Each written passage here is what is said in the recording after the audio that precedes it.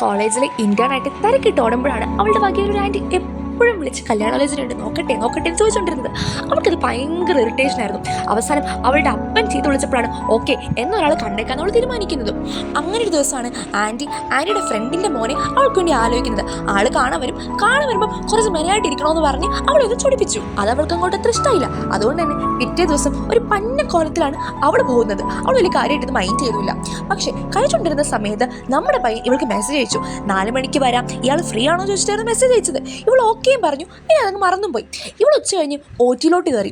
OT-യിൽ ഭയങ്കര തിരക്കായിരുന്നു. അവളെല്ലാം മറന്നുപോയി. OT കഴിഞ്ഞ് വെളിയിൽ ഇറങ്ങിയപ്പോഴാണ് ഇവൾ പെട്ടെന്ന് ആലോചിക്കുന്നത്, അയ്യോ കാണാൻ വരാമെന്ന് പറഞ്ഞല്ലോ, മറന്നുപോയല്ലോ എന്ന്. ഇവൾ ഓടി പഠിച്ച് അങ്ങോട്ടേക്ക് ചെന്നു. ധൃതിക്ക് ഫോൺ എടുത്ത് നോക്കുമ്പോൾ 4 മണിക്ക് തന്നെ അവൻ മെസ്സേജ് ഇട്ടേക്കുന്നു. അവൻ ഓൾറെഡി എത്തിക്കഴിഞ്ഞു എന്ന് പറഞ്ഞിട്ട്. പിന്നെ മെസ്സേജ് ഒന്നും ഇല്ല. അവൾക്ക് ഭയങ്കര സങ്കടമായി. ഇപ്പൊ എന്തോ സമയം 5:30-6 മണിയോളം ആയിട്ടുണ്ടായിരുന്നു ആ ടൈം. പക്ഷെ ഇവൻ ഭയങ്കര ചില്ലായിട്ട് ഒരു ബെഞ്ചിലിരുന്ന് ഫോണൊക്കെ നോക്കി അങ്ങ് ഇരിക്കുമായിരുന്നു.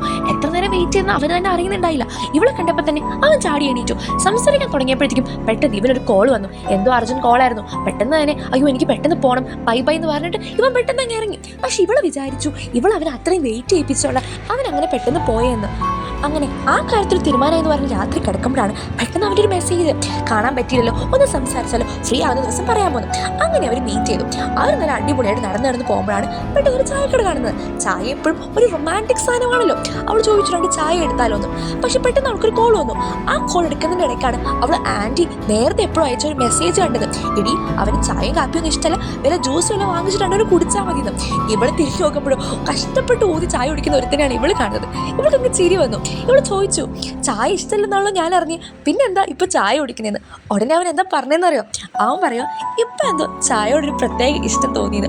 ഇവൾക്ക് വല്ലാത്തൊരു സന്തോഷം തോന്നി. എന്തോ കിട്ടിയൊരു സന്തോഷത്തിൽ അവൾ അങ്ങനെ അങ്ങ് അവിടെ നിന്നു.